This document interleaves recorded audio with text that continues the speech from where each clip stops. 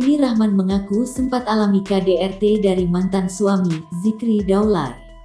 Lantas terkait kabar itu, sang sahabat Fazo Ahmad angkat bicara mengenai sifat asli Zikri Daulay. Ia mengungkapkan selama mengenal tidak pernah melihat ada sikap temperamen. Padahal dirinya dan Zikri Daulay serta seorang teman sering menghabiskan waktu bersama.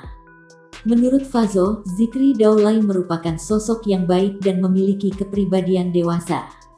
Lantaran mantan suami Henny Rahman itu tak jarang memberikan solusi pada teman-temannya. Kemudian Fazo berharap masalah yang sedang dihadapi sang sahabat saat ini segera selesai.